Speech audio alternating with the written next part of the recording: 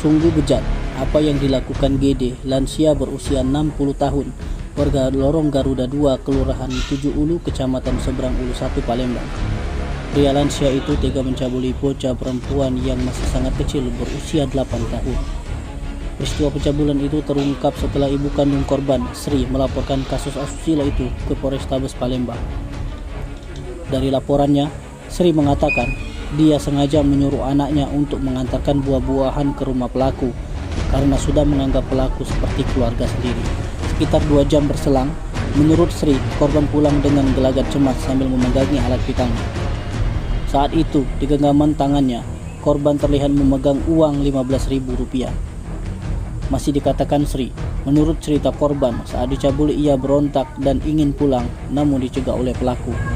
Dari peristiwa itu, akhirnya Sri memeriksa kondisi korban ke rumah sakit dan didapati sedikit pembengkakan di alat vital korban.